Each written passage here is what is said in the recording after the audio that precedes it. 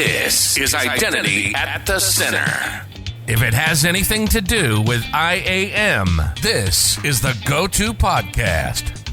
Now your hosts, Jim McDonald and Jeff Steadman. Welcome to the Identity at the Center podcast. I'm Jeff, and that's Jim. Hey, Jim. Hey, Jeff. How are you? Not so bad yourself? Good. I mean, we're here at Authenticate. Fantastic conference. The expo hall's been really nice, too. I've gotten an opportunity to drop by a few booths, including the ForgeRock booth. And, I got that. What I said to them was, how many people have stopped by and asked what's happening with ForgeRock and Ping? It's like, yeah, pretty much everybody. So What'd they say? They don't know. I don't want to go into the whole thing here, but it was good. And I think we have commitment to have some people come back and talk to us. So we will do that when they're ready to do that. That's always appreciated. How's the swag game in there? My early days of going to IT conferences, I wanted everything. Mm-hmm. Like I would go around with the shopping carts. And you see that RSA bag, right in the hallways. Yeah. Trick or treat, can I have my whatever t-shirt or stress ball? Sliding camera cover, which I hate. Oh, the sliding camera covers, yeah. Hey, let's put this thing that ruins your ability to close your laptop. That's a great idea. Yeah, they're fantastic. And then there was the dongle for charging any type of phone, even though most people just have one type of phone. I find that actually handy because I have so many different devices I'm traveling with. But yes, that was overplayed. Yeah, you don't need 8 of them, though. Yeah. So swag game, we're not sure yet. I have to go through. I haven't really taken a walkthrough yet, other than to get to our little room. We're behind the conference. Did you ever notice as you walk the conference hall floor, some of the booths have different levels of swag. Mm-hmm. So I think if it's like you just want the entry level swag, it's like you pop one balloon with a dart. But if you want the next level, you've got to pop 3 balloons with a dart. And then there's like the major swag, which really means that you're going to spend $1 million with them. I don't know. What are you talking about? You go out there and I'll point it out. Basically, is there like a specific vendor that's doing that? Well, I did see one vendor that had like a top level swag, which was like a packing bag. Gotcha. One of those like fancy bags where you put your clothes in and then put it in your luggage.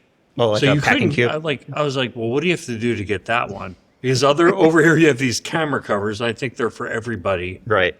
But if they let you scan your badge and you trade up your email in exchange for 1,000 emails from BD person to you get the camera trying to get over there. Yeah, but one thing I've noticed also now, I'm not out here telling people not to let them scan your badge, but some vendors will scan your badge and then they will call you on the phone. And you start getting these personal phone calls. Criminal. I'm like, never call me on the phone. Do not call me on the phone. My phone is not for phone calls. You're not my father or my mother. I do not want phone calls from you. Yep. You can send something to my email, hopefully my personal email, hopefully my Hotmail account that I opened 25 years ago. Yeah, that's good. That's good. So I got to go. I'm judging conferences, as you know, based on 2 things, swag and the quality of cookies. I've yet to see cookies, but we did have custom donuts last night. We talked about in a previous episode. We'll see what the swag situation looks like. Do you want to talk about Microsoft? I thought we were going to talk about dessert the whole time, but okay. I'm game. Let's do it. We probably shouldn't talk about them behind their back. So why don't we invite Pam Dingle, Director of Identity Standards at Microsoft, to the show. Welcome, Pam. Well, hello. Thank you for having me. This is a conversation that has been a long time coming. I feel like we've been like 2 ships in the night, passing through conferences. Never actually, I don't think, met until behind stage last night. As you were coming off, we were going up. And it's great to have you here. I know that you've been in the space for a while, but one of the things we do as ritual for first-time guests is understand the origin story of our identity superheroes. Yes. Like how I did that. Can you tell us, how did you get into the identity space? Is it something that you chose, or did it choose you? Yes. How many hours do we have? We have 5.5. Okay, no problem. You might want to speed me up, like the little chipmunk, No, I got into identity quite a long time ago. I started off, so I was born in Canada. I am a Canadian. And I went to, a local university, got a computer science degree there. And so I was working right out of school as a system administrator for an oil company in Calgary, Canada. And ended up getting snapped up by a .com darling. So that tells you how long ago this was. So it was 1999. And they actually sent me to California for the first time in my entire life to do training with Netscape. Again, with the aging, metaphors. But I ended up training up in directory services then. And I started to work in what they call middleware, which at the time was mail servers, web servers, and directory servers. And it was just, we were the imported Canadian talent because it was the .com boom and you could not get anyone to do anything. Everyone was all taken, shall we say. And so they used to fly us in and we used to hang out in computer rooms and install middleware. And I didn't think of it, the mail servers, web servers, directory servers, whatever. And then I ended up moving to a consulting firm that sent me to a conference. And this was 2001, and I went to the Burton Group conference, the Catalyst conference, which, some of your listeners might have attended. I've been to Catalyst. Yes. The highlight for me was it's on the Bay in San Diego. Location is perfect. That will get me to a conference. Oh, yes. Yes. Well, this one was in San Francisco. It was at the Hilton in San Francisco. And it changed my life. I mean, it was people who were debating why things happened and talking about the consequences of these implementations and why it was important for people to have good experiences logging in. And for whatever reason, I got there and I did not like what people were saying on the stage. And so I stood up and asked questions in the conference. And I asked question after question. And at the end of that conference, Jamie Lewis, who ran Burton Group at the time, said, "Hey, you should present a talk. You should apply to talk next year." And for me, that was the light bulb going off. I had loved the experience. I got invested in what identity management even was at that conference. But the idea that I could be part of that community just lit me up like a firework. And so I spent the whole year excited and all ready, and I applied to speak at the conference, and they rejected me. They rejected me. And then the Please next submit year, this so we can say no. I'm sorry for laughing at that. Exactly. No, it was, it wasn't funny at the time. I was devastated, but 4 years straight, they rejected me. So just for anyone who is listening, who wants to speak at one of these identity conferences, just know that the people you see up there who are doing, who just look like it's a piece of cake and they were born to it, they weren't.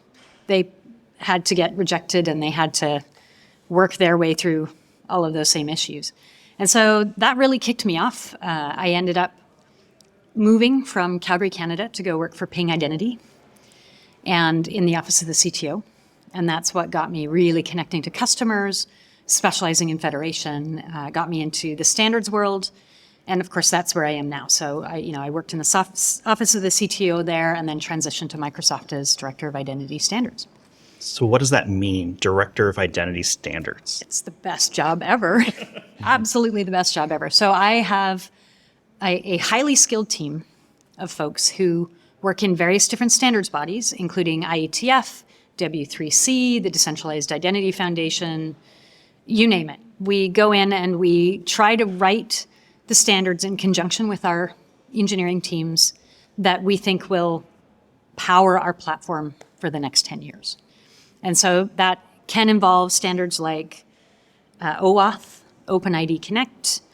Right now we're working on OpenID for BC, which is the sort of the umbrella for a lot of the decentralized integrations with OpenID Connect. So that's a really big one. We're working in the International Standards Organization on ISO 18013-5. Do you like how I can just rattle that off? Which is mobile driver's licenses, which we think is going to have a huge impact going forward in the future. And the goal is to understand in advance how the world will need to connect and then find the ways to do that securely. And of course, we collaborate with everyone else in the industry. So Microsoft is in there, but also all of the other big identity players are trying to accomplish the same thing. You should see my notes that I just made as you're talking. So my first identity conference was 06, Digital ID World, right? And it was Kim Cameron on stage. Yes. Talking about the laws of identity, right? And I was like, revolutionary. And that's where I got sucked in. I was like, whoa, this isn't just, plug this into there. This is like philosophical layered on top of technology. And these guys are trying to solve the problems of the world with. So anyway, I see how you got sucked in. One thing I noticed in that conference, and this is 2006, right? You said you went in 01. There were very few women. Yes. You're kind of, that triggered to me, you're kind of a trailblazer. I don't want to make you feel weird by saying that, but it's the truth. I mean, there were less than 5% of the audience. And I still think it's pretty lopsided when you go to conferences, but I mean, night and day difference now versus 20 years ago, right? It really is a night and day difference. I mean, there were often 10 women and I knew all their names. We all knew each other, still know each other for that matter. A lot of them are still in identity. As a matter, like once you're in, you stick. And now you're right. It's much, much more balanced. And I love that. I do a lot of volunteer work for the Women in Identity organization. Of which we are members. Yes, that's fantastic. And it's really fun to see. I mean, there's a lot more opportunity, but the thing that I was lacking at that time, I really did feel isolated. I was almost always the only woman in the room. And you get used to that. I mean, part of my consulting background, which was that sort of first job, beats it into you. You have to be the authoritative voice in a room. And so you figure out how to do that. But I don't know. I mean, right now at Microsoft, the identity division in Microsoft has an amazing amount of diversity to it. And so I am almost never the only woman in any meeting I attend. And I never knew that to be grateful for that until I had it. Well, bravo to you, because somebody had to be, the first, right? Or I'm not even saying you're the first, but trailblazers like the role that you played, like yourself, so important to what's happened. Let's kind of get into some of the, what's going on with Microsoft today. I think I've been a Microsoft person since my original IT certification was in Windows NT4 desktop, right? So I've kind of been a Microsoft person, but I've kind of gotten away from that with being in identity management because Microsoft solutions traditionally hadn't been the leading ones. And I think a lot of it was around very proprietary solutions for like access management, for example. Just think of WSFed, right? But it seems like there's been a major shift at Microsoft and towards its stance on standards. Specifically, the ones I have my eye on are the identity standards. But to you, what's the story behind that? Yeah, I agree. And I will say that I've only worked for Microsoft for 5 years. So I kind of came in the golden days, right, where that stance had changed and there was investment. I do think the fact that they hired a director of identity standards was in part an expression of the fact that they could see that this was a serious requirement. So I can't really speak about, why that change occurred because I came in after, but it is certainly the case now that we very much recognize that nobody wants to be locked in. That is the bottom line. Nobody wants to be locked in. And so knowing that you can bring in the tools you need at the time you want and connect them all together is the reason why people feel comfortable signing up for some of these technologies. One of the thoughts I have is violating standards, if you will. It's not just coming up with a new standard or ignoring a standard. It's changing a standard. Let's just add an attribute to SAML. Let's just make it tweak it a little bit. Do you talk to us about how it works at Microsoft? Are you like the traffic cop? Like, no. Well, if anyone tries to suggest we change SAML, then, there is no changing SAML. You can absolutely try. I mean, the real truth is that the forces that are applied are almost immutable forces. For example, SAML is a perfect example. That stuff is old. It works so well. But nobody's going to go in and tweak those implementations unless there's a real business reason to do it. And so, there's almost a time to value back and forth that you have to do. I mean, can you try to change SAML? Yes. Will you get adoption in any kind of size or anytime soon? No. And so what we can do versus what we can do and gain adoption is really that's the metric that my team often talks through. And it's easier with newer things. For example, the decentralized world right now, we have a lot of flexibility. And, or for example, another one is proof of possession. So that's a specification that just ratified. And one of my team members was very heavily involved in that. And it was actually incredibly valuable. We took all of our knowledge of what we're doing in our token protection work, right? So token protection is a feature of the Entra suite, but the Depop spec utilized a bunch of those learnings, right, from when the engineers realized something couldn't work, right? So there's if you do it right, you're helping all of this knowledge make its way to the public world. But yeah, if you do it wrong, you end up making things that no one will adopt, or making things that come out after your product has already put something in. And that's the big thing, right? You have to know that these things happen on cycles.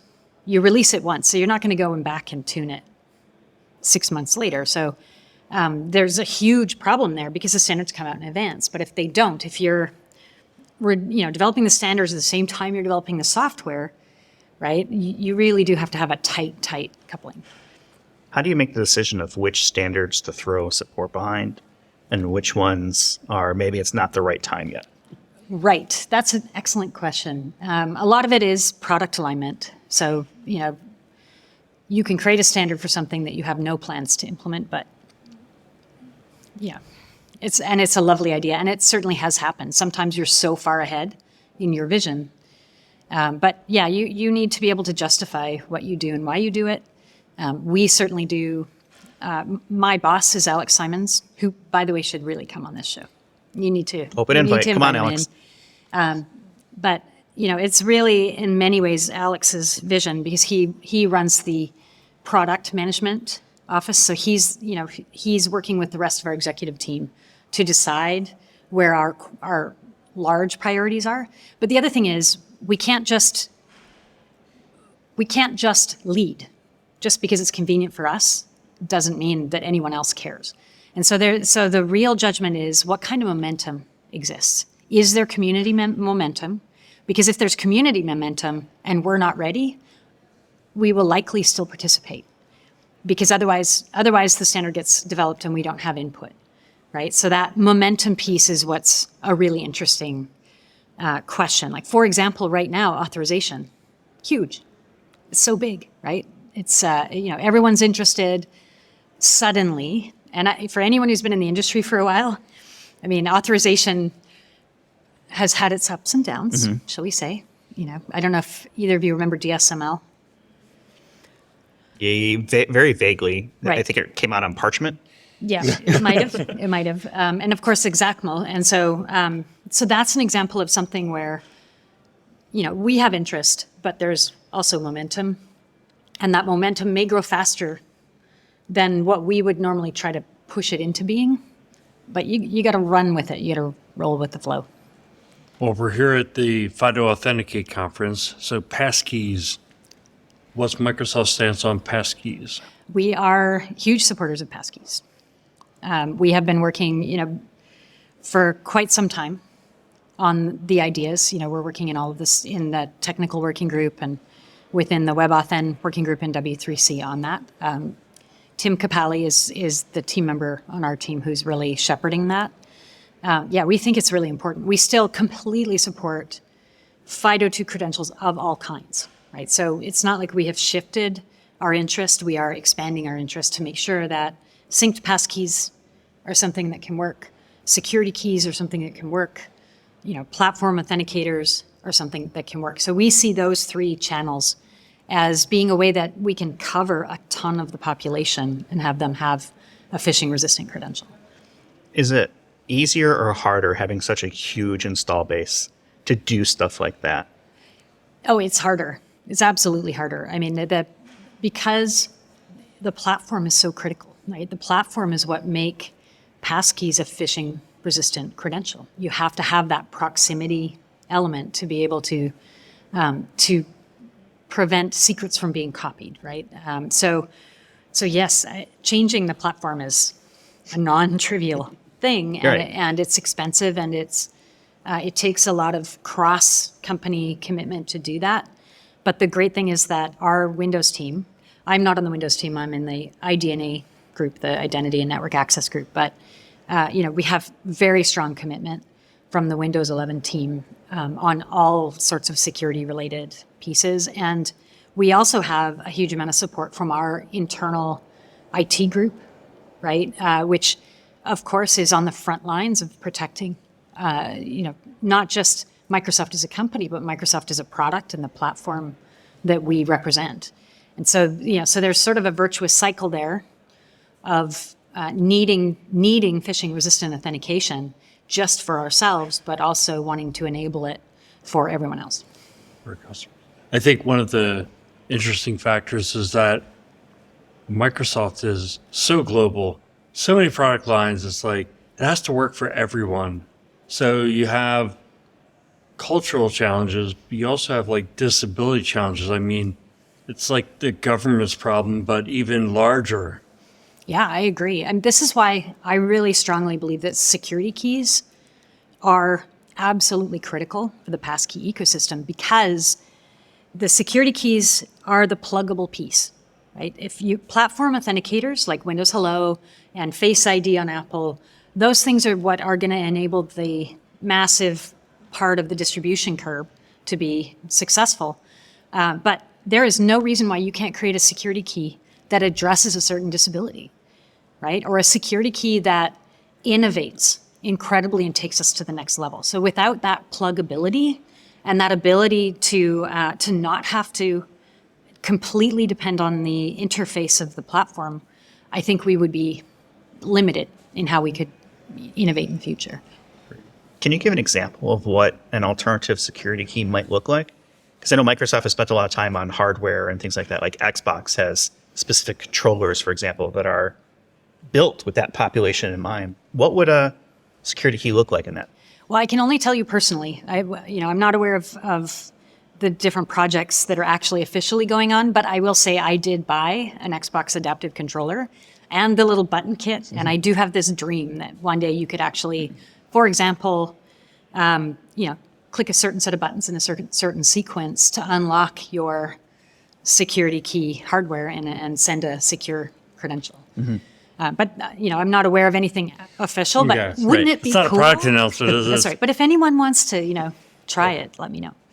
Yeah, Microsoft has made a lot of investment in those adoptions of those adaptable methods. The Surface line has been with that. I have a new Surface Laptop Studio 2 at home, right? The haptic feedback and being able to change the mouse pad based on your own ability to sense the touches.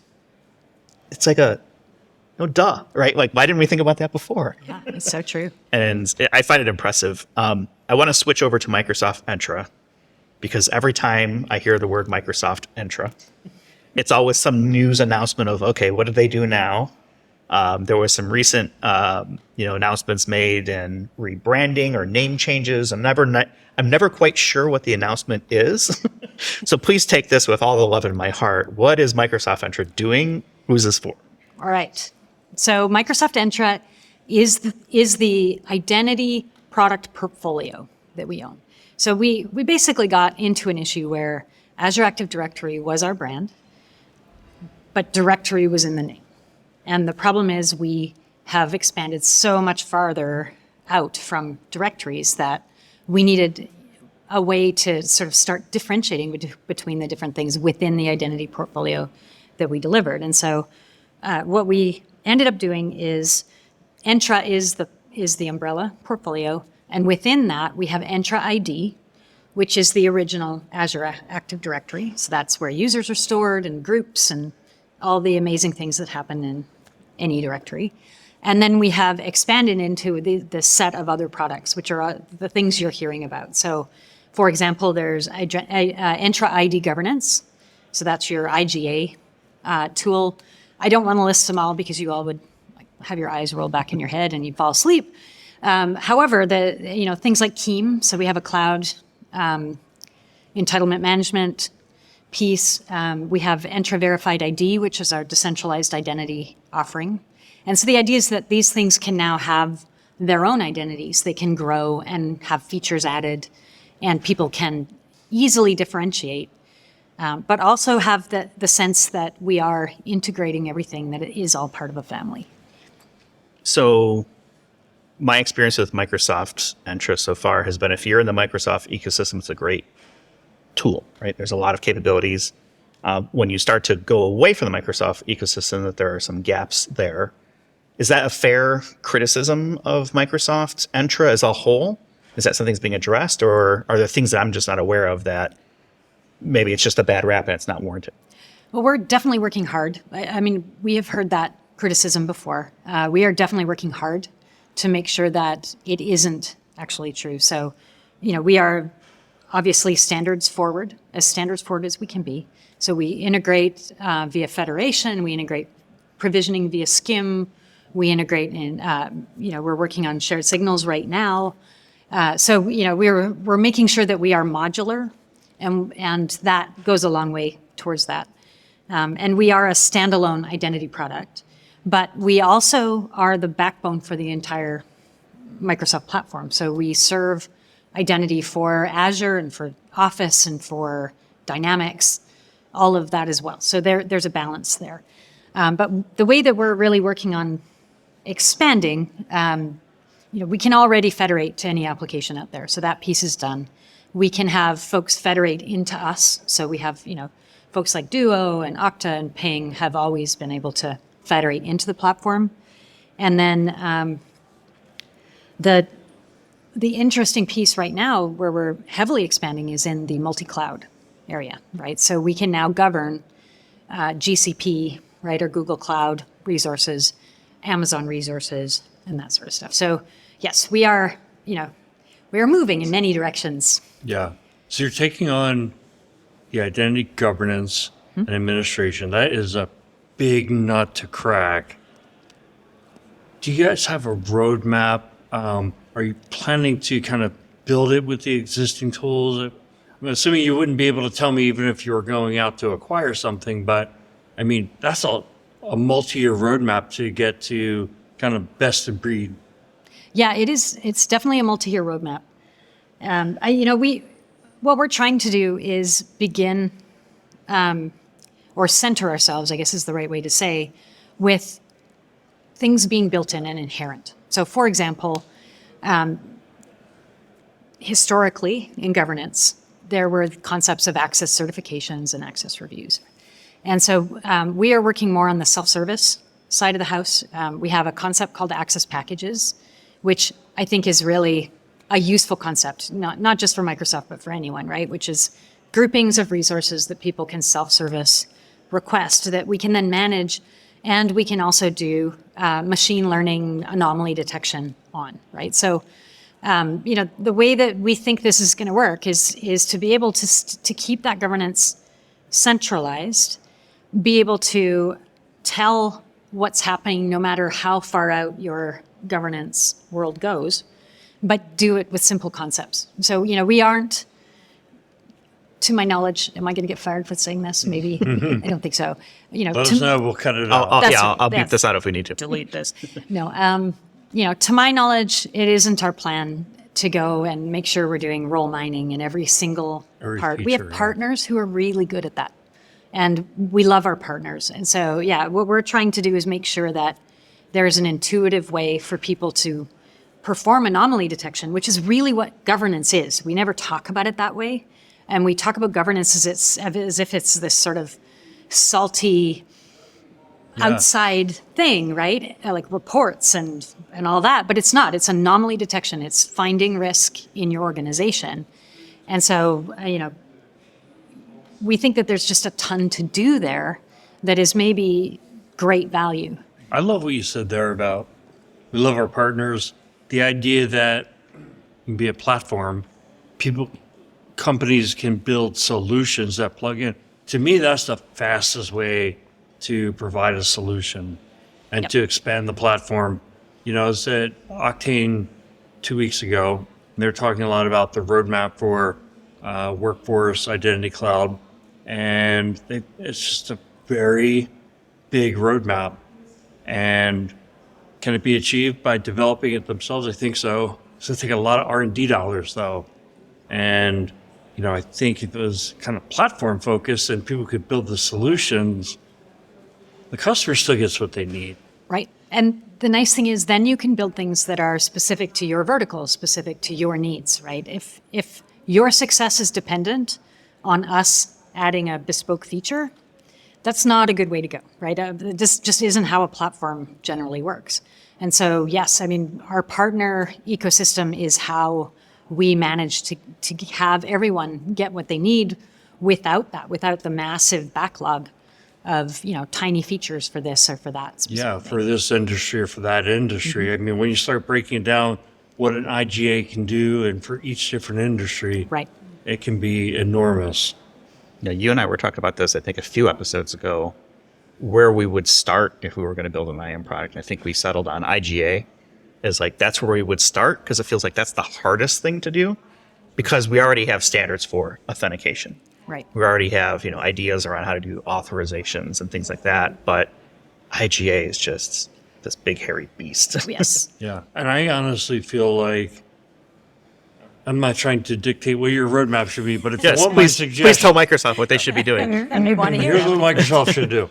Now, I think the identity administration, like the request approve workflow, is there's so much already there in traditional Azure AD that does what people need, but the ability to kind of go through and either self-service request or manager request access, to me, that's one of the areas that people want the most. Yep, I completely agree. I think this is where the machine learning comes in, of trying to understand what people are trying to do and give them whatever ceremony they need to be successful, right? And understand it in advance. I think that's, one of the ways that this industry is going to innovate in the next 3 years.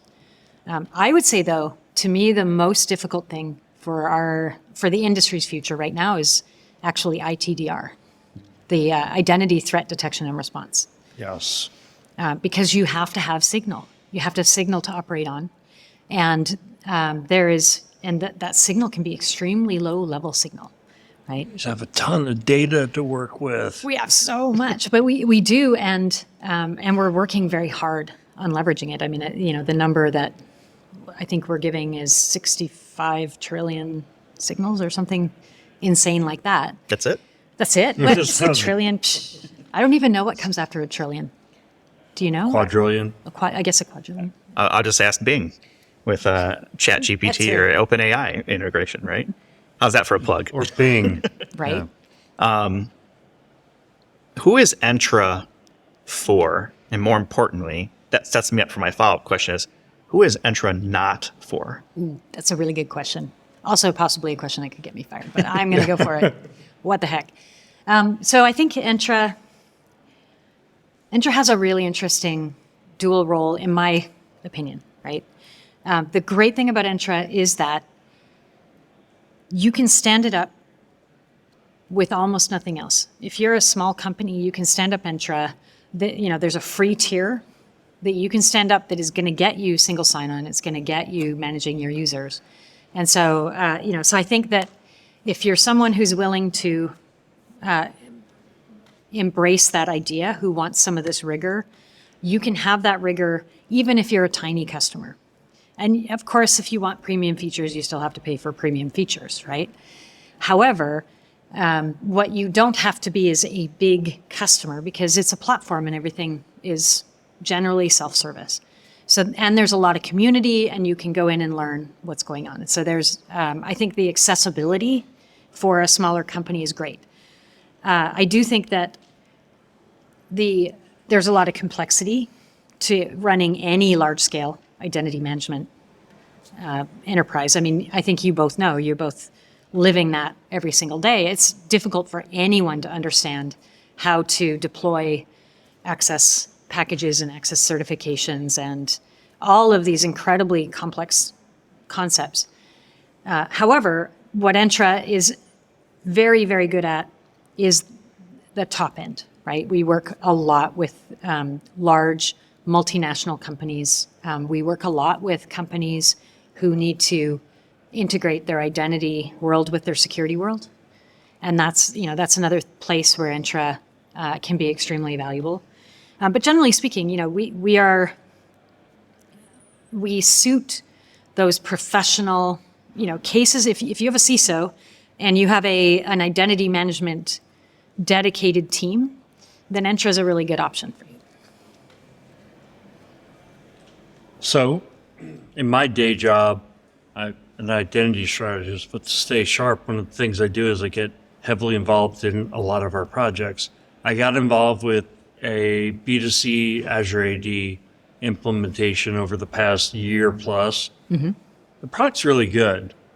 One thing I noticed when roll out Entra basically said, okay, we're not calling it Azure AD anymore, but the subtext to it was B2C is not affected by this. So it's still B2C Azure AD or Azure AD B2C. Right. I think is more rightly put. Why is that? Why didn't you just roll that in as well? So B2C is considered a legacy product at this time because we actually have a new rolled out product in preview called Entra External ID.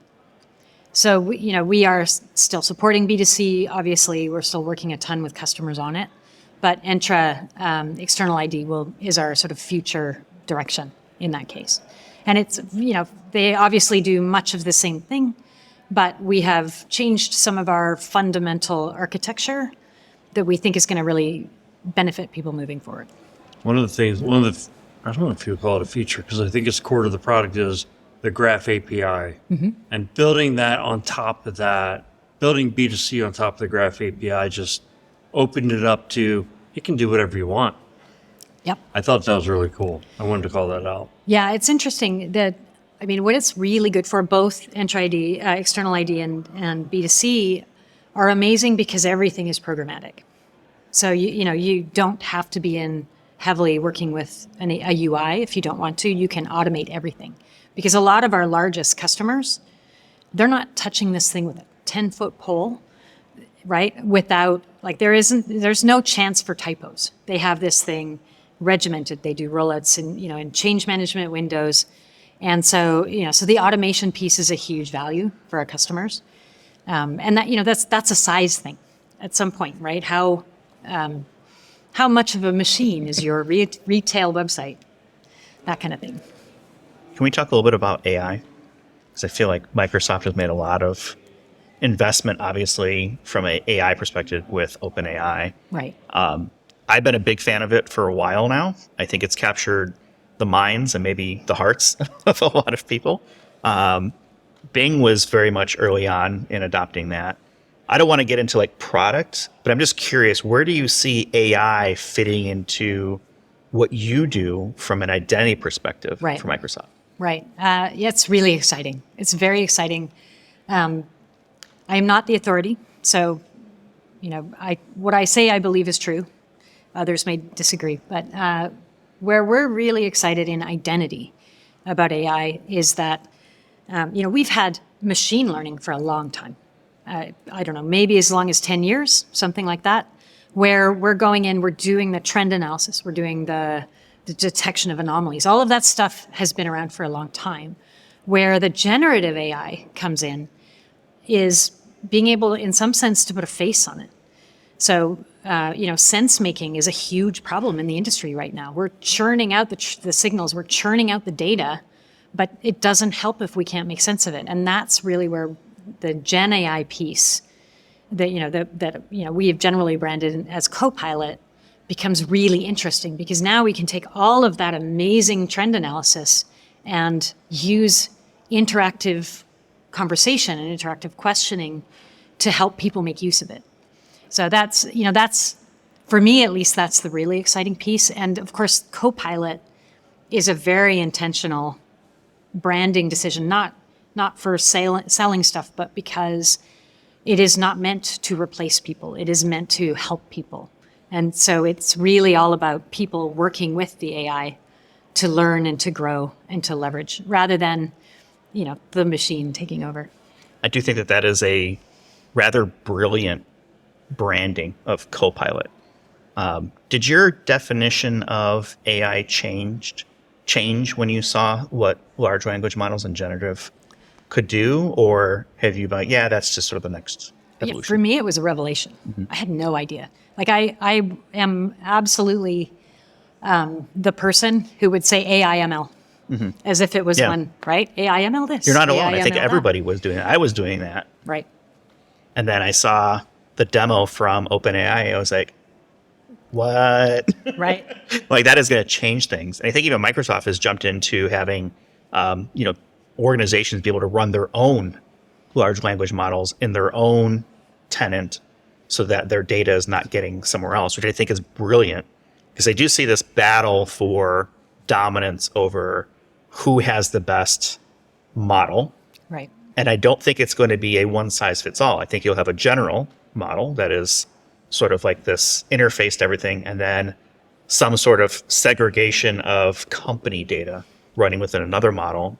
So I absolutely see the value there. That's not the final level of security. It's then having a classification model that you then enforce to say, this data can't show up in Jeff's Copilot. AI question. And it's Copilot, right? He doesn't need to know the secret HR data. Yeah. Right. And obviously identity controls are going to be needed to separate what bits in which model I can manipulate or see. Yes. Well, the other big investment we've been making for a very long time is responsible AI. So it's not just a matter of, creating the robots and letting them march on the village, right?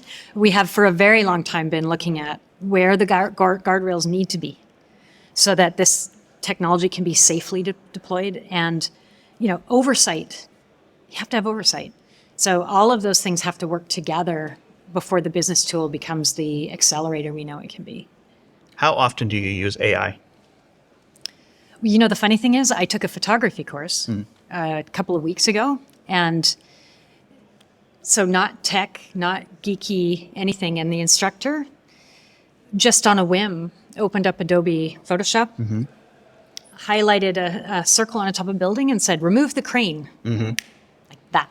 Yeah, Firefly and Sensei are pretty amazing. I think that in daily life, that kind of value is going to change how people use it. I certainly use it at work a little bit, and I think that will grow quite a bit. Yeah, I think it's still, I use it quite a bit for a variety of things, kind of everywhere. Right. It's a good starting point if you're starting something. It still will hallucinate, which is a friendly term for straight up lie of information, that comes through. So I still think that you still need to know your subject. I don't know if I would trust it to really go down a path of learning something. It's probably good to a certain degree, and then it starts kind of going off the rails. I'm sure that'll get better over time, kind of figure that out. Yeah. But I use it for a variety of things. I use it for work. I use it for this podcast. It helps with things like show notes and audio editing. And there's just so many different things that it's going to be interesting to see how this is going to roll through the next 5 years. I think it's going to be crazy. We have enough audio at this point where, I've toyed with making an episode with Jim and I using nothing, just a script. I have enough audio to train, a voice to sound And all of our subscribers start unsubscribing. Right. But I think this is something you're going to see is this. It's almost like, you see a lot of like articles that were like, it was generated by AI and they're of varying quality. And big news organizations have started to adopt this where they say, okay, well, we can't possibly cover every high school sports game in the world. So they have AI write some little blurb about some data that was fed to it by something. Right. I think you're going to see that with video, with audio, where it's like, oh, I have this idea for a thing. Create a YouTube video that talks about this. And next thing you know, you're watching this thing. Well, and no human. It's interesting. I'm on the program committee for a couple of the different identity conferences. And at least right now, and it may not last very long, there are a certain percentage of the abstracts that might be wrong. I mean, it might be that I'm only identifying a fraction of the one. Like some of them might be so well written that I can't even tell. And if so, more power to everyone, right? But yeah, it's a certain thing where you get an abstract that talks about things and uses all the right terms, but they're not actually related to each other in a way that would make sense to a rational human being. I like the keyword rational human being. You spent a lot of time with us here. We definitely appreciate it. We hope you'll come back, but we want to end on a lighter note. We kind of talked about some different ideas before we hit record.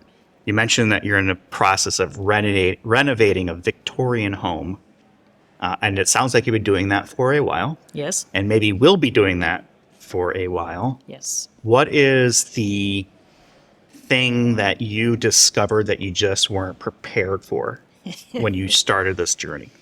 Well, so yes, we have a San Francisco Victorian home. It was built in 1891, if I remember correctly. 1891. Yeah. Wow. And so I think the thing that surprised me the most, which kind of tells what kind of IQ I have, but all of the trim in the house is redwood, first growth redwood. They were mowing down the redwood trees and to build these homes back then. And it was my job to strip all the paint off of the trim. And I had the worst time because there's a lot of paint that you can apply to this stuff. And it's all different chemical makeups and all that kind of stuff. And so I started with the eco-friendly paint dissolver. That did not work. And I tried every single thing. And finally, I figured out the heat gun was the way to go. And so I spent 2 years, I'm not even kidding, 2 years stripping off. Not once did I think that maybe there could be lead in that paint. Uh-huh. Not once. Until my husband's daughter showed up one day and she said, should you check?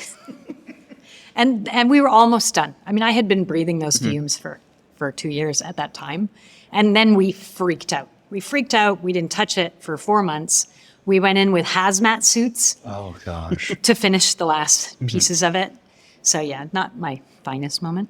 So there's a chance that you may actually glow in the dark. It's possible. It is possible. We did test it after the fact, and there wasn't very much lead. But one of the greatest things when you do an older house, so my mother bought an older house when I was a young teenager, and you peel back the carpet like this hardwood floor is there, you're like, who put a carpet over this? But you just feel like you just found gold. Yeah, it's such a wonderful feeling. We preserved as much as we could, and we tried to stick with the same feel. But now we've finished the inside, and now we're trying to do the outside, and that involves recreating corbels and recreating trim, and it's really nerve-wracking because we don't know if we're going to do it justice or not. Now, Pam, I didn't know you were a Calgary native, and I was in Calgary last weekend and went to Banff for the weekend, and one of the greatest places I've ever been.